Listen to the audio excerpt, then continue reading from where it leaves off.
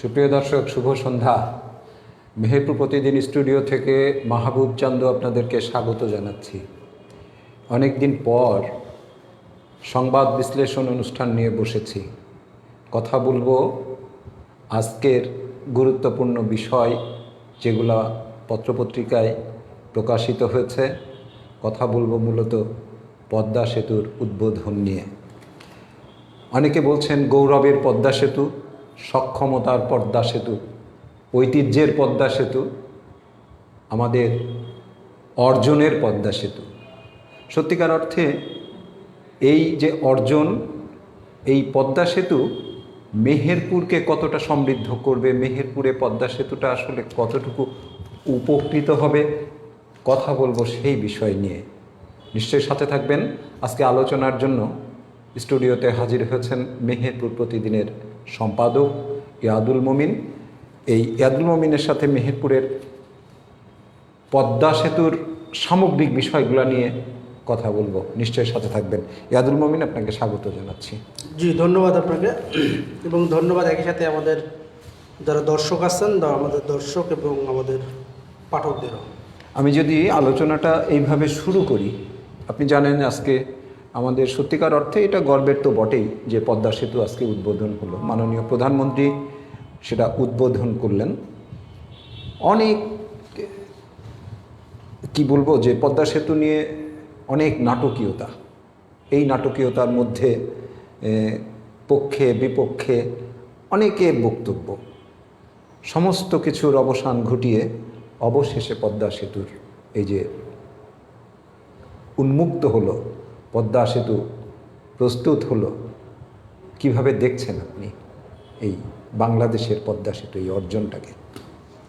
ধন্যবাদ আপনাকে। প্রথমেই বলি যে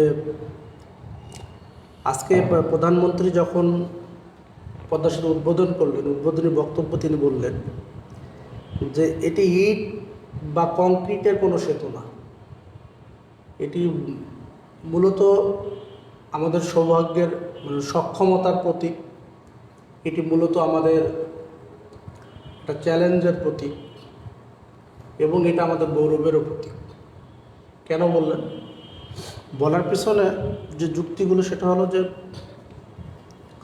যে বিশ্বব্যাংক পদ্মা সেতুতে দুর্নীতি হয়েছে বা হচ্ছে বলে তারা প্রথমে তো মুখ ফিরিয়ে দিল।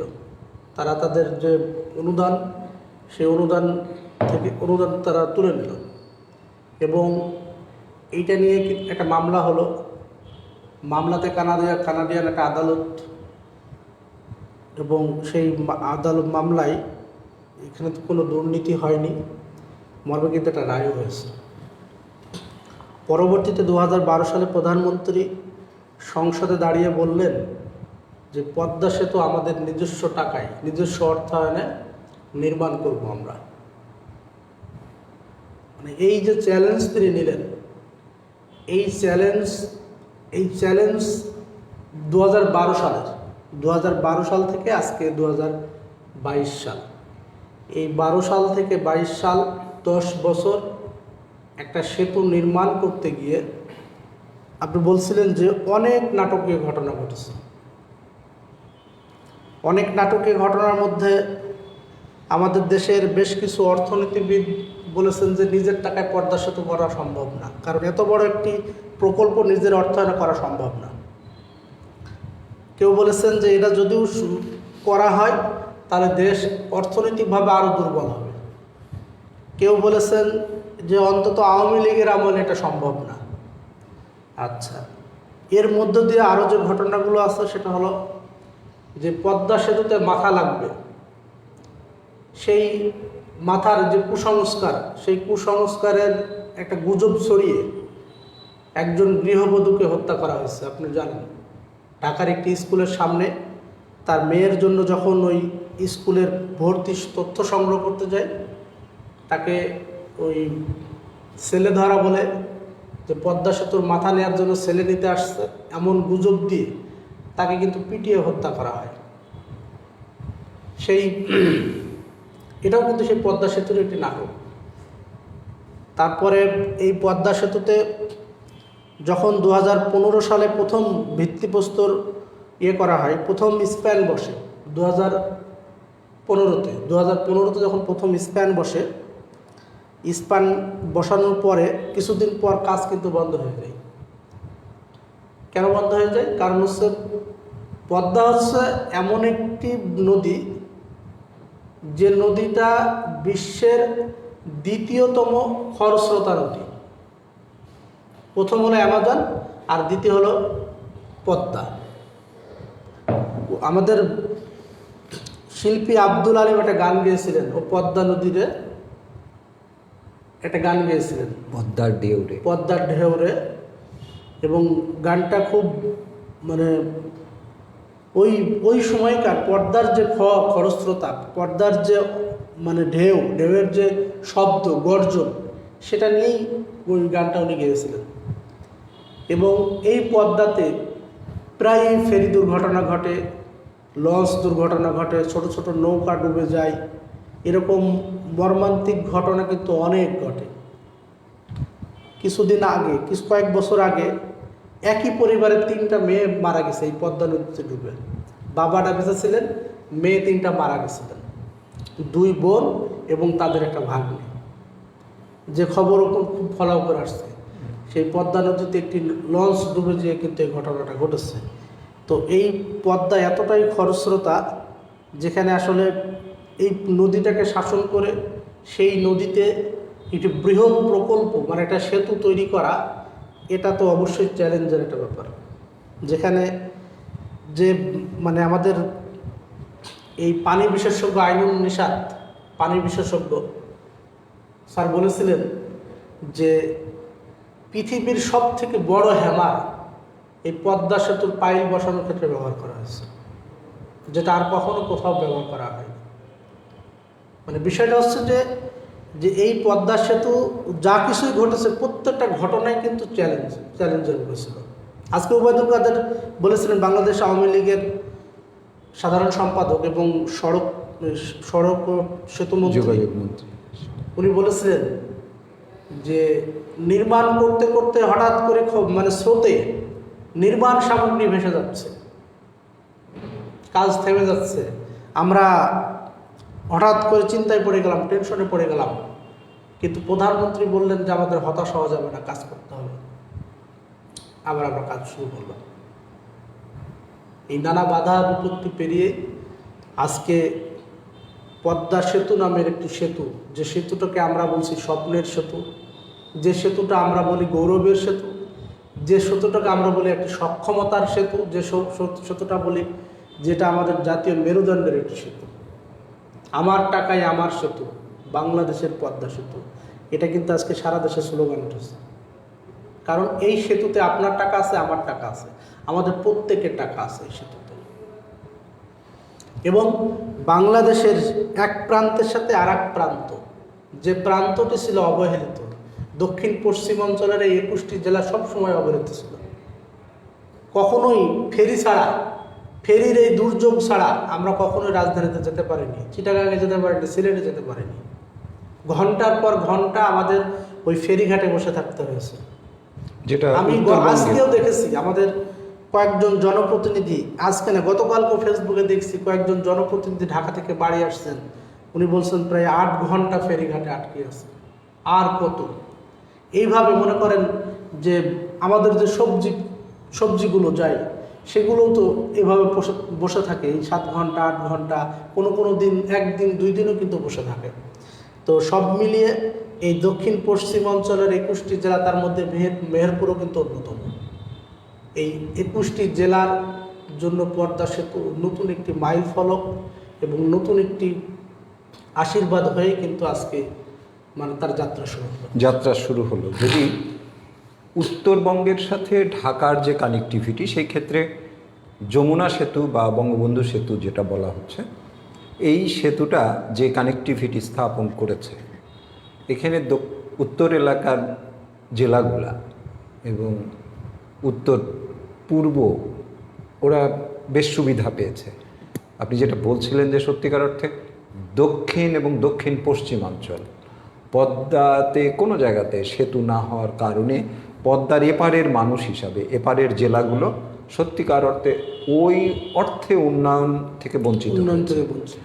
আর উন্নয়নের পূর্ব শর্তই হচ্ছে তার কানেক্টিভিটি, যোগাযোগের সহজ যোগাযোগ ব্যবস্থা।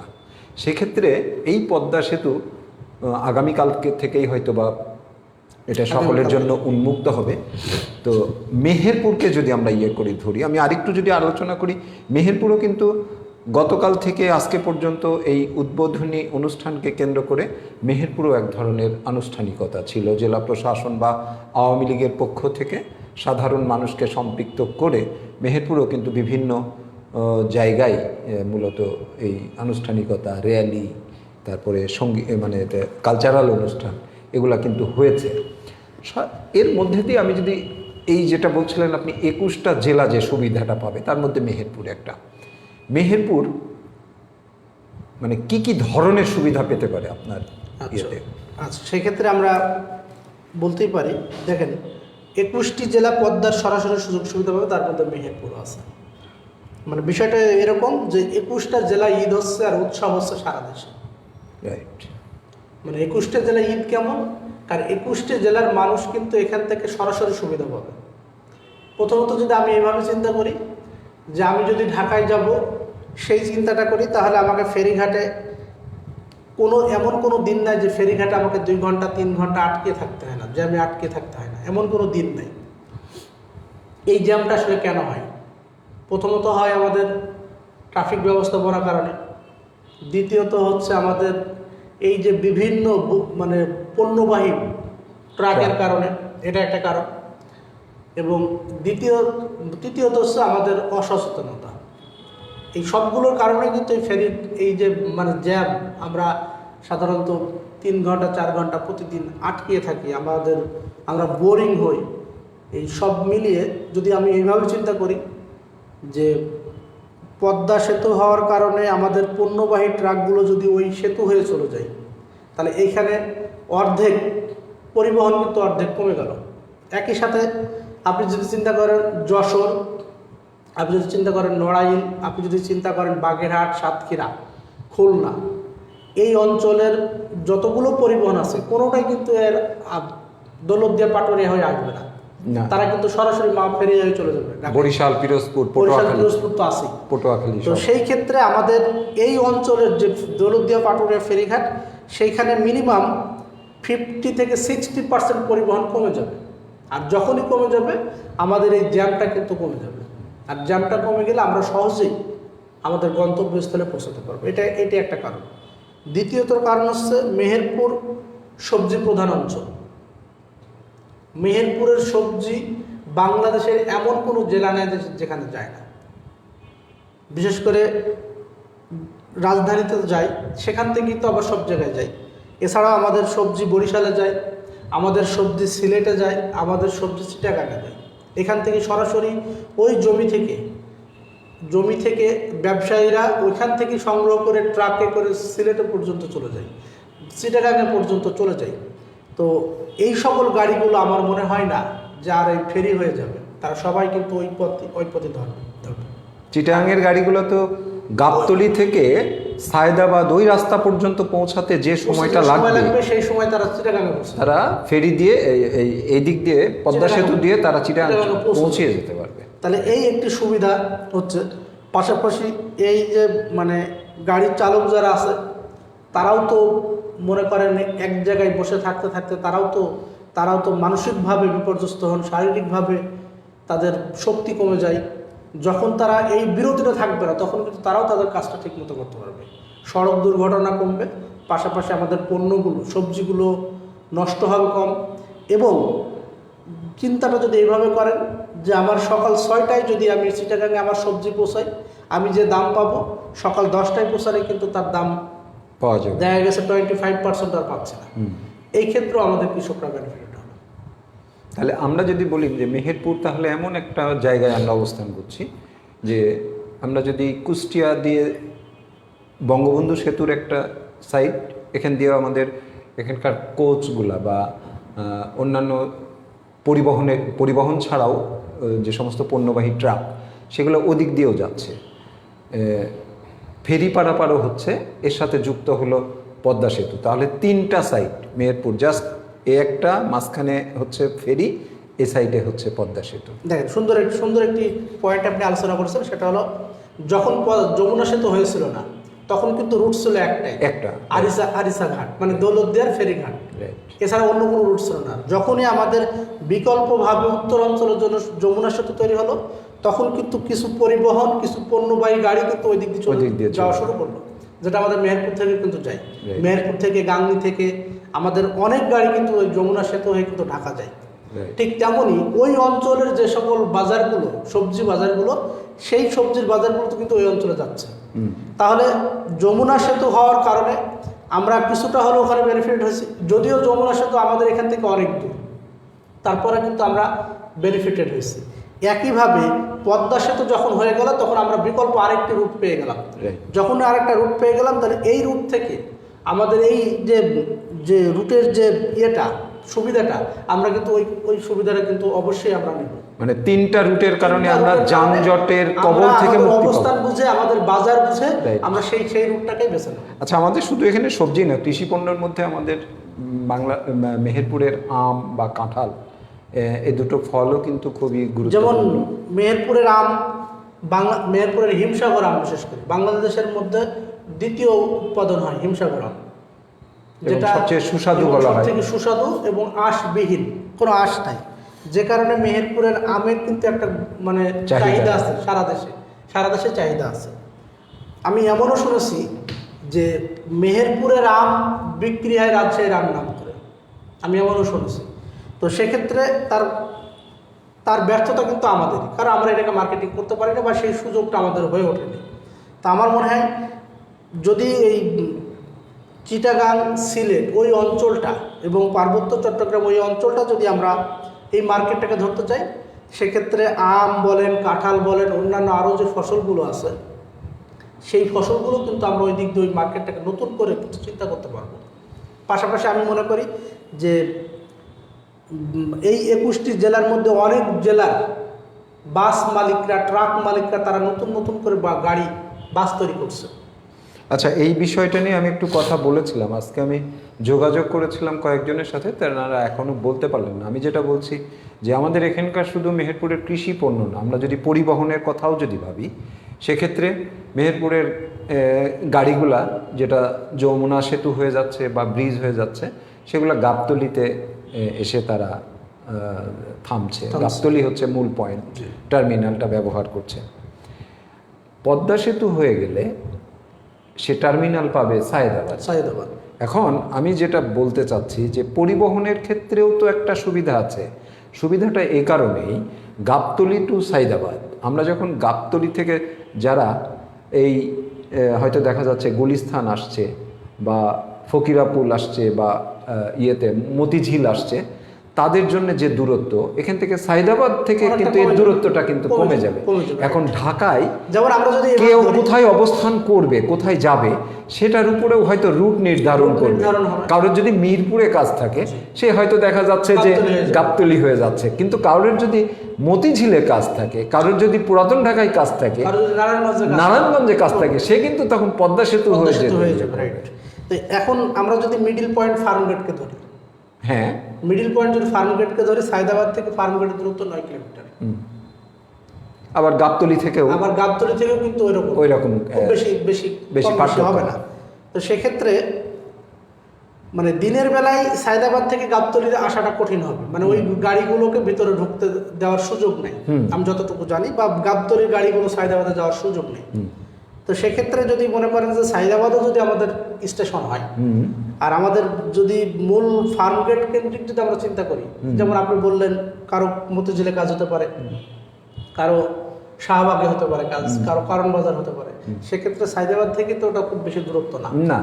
আমরা গাবতলীতে নেমে যখন উত্তরায় যাই, উত্তর তো অনেক দূর, বনানী তো অনেক দূর, একইভাবে সায়েদাবাদ থেকে তো আমরা যেতে পারবো, কারণ এখন তো যোগাযোগ ব্যবস্থা অনেক ভালো, এখন হয়তো 2টা টার্মিনালই আমরা ব্যবহার করতে পারবো, গাবতলী এবং সায়েদাবাদ। পদ্মা সেতু যদি কোনো মেহেরপুর থেকে সরাসরি কোনো পরিবহন ব্যবস্থা করা হয়, তাহলে অবশ্যই আমাদের সায়েদাবাদটাই হয়তো টার্মিনালকে, মানে গাবতলীর পরিবর্তে সায়দাবাদ টার্মিনালটাকে যেটা ফেরি দিয়ে যাবে সেটা সেটা গাবতলী, সেটা গাবতলী গাবতলী।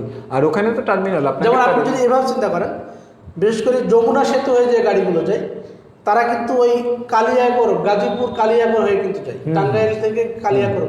কালিয়াগড় ওইটা কিন্তু মূল টার্মিনাল হিসাবে ধরে কিন্তু, বিশেষ করে ওইখানকার মূল টার্মিনাল হয়ে ধরে তারপর ওখান থেকে বিভিন্ন জায়গায় কিন্তু তারা যায়।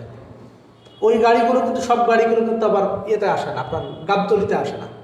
কিছু কিছু গাড়ি আসে, কিছু কিছু গাড়ি আবার অন্য দিক দিয়ে চলে যায়। তো ঠিক তেমনই পদ্মা সেতু হয়ে গেলে তখন তারা নির্ধারণ করবে টার্মিনালটা সায়দাবাদে দেবে। আবার যে গাড়িগুলো চিটাগাং যাচ্ছে সেই গাড়িগুলো তো মারাত্মক ভাবেই মানে সুবিধা পাবে, মানে যেটা গাবতলী থেকে সায়দাবাদের যে দূরত্ব, ওই দূরত্বে তাকে যে পরিমাণ সময় ব্যয় করতে হয় একদম ঢাকার ভিতর দিয়ে, আর পদ্মা সেতু হয়ে গেলে তো ওই সময়টা সে অত মানে চিটাগাংয়ের কাছাকাছি চলে যাবে। পদ্মা সেতুর নানান সুফল তো আমি আরেকটু যোগ করি, সেটা হলো যে আপনি বলছিলেন যে মেহেরপুর আসলে কী সুবিধা পাবে। আমরা মেহেরপুর প্রতিদিনে গত 17 তারিখে একটা সংবাদ করেছিলাম। সংবাদ যেটা হয়েছিল যে পদ্মা সেতুতে সুবিধা পাবে মেহেরপুরের সবজি এবং কৃষি পণ্য। সেখানে আমরা বেশ কয়েকজনের সাথে কথাও বলেছিলাম, তার মধ্যে অন্যতম হচ্ছেন আমাদের বঙ্গবন্ধু শিক্ষা ও গবেষণা পরিষদের সভাপতি, মেহেরপুর জেলা শাখার সভাপতি প্রফেসর হাসানুজ্জামান মালিক। তিনি বলেছিলেন যে পদ্মা সেতুর ফলে যোগাযোগ ব্যবস্থায় আসবে অভাবনীয় সাফল্য। মেহেরপুর জেলা থেকে ঢাকা সহ দেশের বিভিন্ন জেলার সাথে সরাসরি বাড়বে যোগাযোগ। ফলে ঢাকা, চিটাগাং, সিলেট সহ অন্যান্য জেলার ক্রেতারা এই জেলার কৃষকদের কাছ থেকে সরাসরি কৃষি পণ্য কিনবেন, যার ফলে কৃষকরা লাভবান হবেন এবং আগের তুলনায় বেশি। এক শ্রেণীর মধ্যস্বত্বভোগীরা আমাদের কৃষকদের কাছ থেকে কম দামে পণ্য কিনে নিয়ে যায়। যখন কৃষকরা সরাসরি এই পণ্যগুলো তারা ঢাকায় বা বিভিন্ন জায়গায় বিক্রি করবেন, তারা ওই মধ্যস্বত্বভোগীদের যে অংশটা সেটা বাদ দিয়ে তারা সরাসরি লাভবান হবে। রাইট। একইভাবে এই একই মত দিয়েছেন কিন্তু আমাদের মেহেরপুর তহবাজার ব্যবসায়ী সমিতির সভাপতি আবু হানিফ, তারপরে বেশ কিছু কৃষকের সাথেও আমরা কথা বলেছিলাম, তারাও কিন্তু একই কথা বলছে যে এই মধ্যস্বত্বভোগীরা, যেমন মনে করেন 1 কেজি বেগুন কৃষক পাচ্ছে 10 টাকা কেজি, কিন্তু আপনি কিনতেছি মেহেরপুরে কিনছে হয়তো 25 টাকা 30 টাকা কেজি, ঢাকাতে বা চিটাগাঙে যারা তারা কিনছে 40 টাকা কেজি। তাহলে এই যে মাঝের যে ঝামেলাগুলো কিছুটা হলো কমে যাবে। ইয়েতে এই পদ্মা সেতুর ইয়েতে আমাদের মেহেরপুর প্রতিদিনে একটা নিউজও আছে, ঝিনাইদহে তৈরি করা হয় প্রতীকী পদ্মা সেতু। এরকম প্রত্যেকটা জায়গায় অনেক জায়গাতে এরকম তৈরি করা হয়েছে। সেতুকে নিয়ে একটা তোরণ তৈরি করেছে। তো পদ্মা সেতুর আদলে একটা তোরণ তৈরি করা হয়েছে, রাইট। কারণ অনেকে তো পদ্মা সেতুতে সরাসরি যেতে পারবে না এখনই, মানে সেই দুধের স্বাদ ঘোলে মেটানোর মতো। মানে পদ্মা সেতুর যে আবেগ যে মানুষের মধ্যে তৈরি হয়েছে এই 10 বছর ধরে, সেই আবেগের একটি জায়গা থেকে কিন্তু আসলে এগুলো করা হয়েছে। চিটাগাঙের একজন কাউন্সিলর পদ্মা সেতুর আদলে সেও একটা সেতু নির্মাণ করেছে।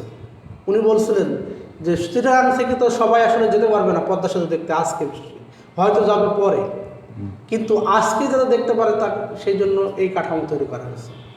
আসলে ভিন্ন একটা আবেদন সবার কাছেই আছে, একটা আবেদন সবার কাছে তৈরি, সবার মধ্যেই আছে।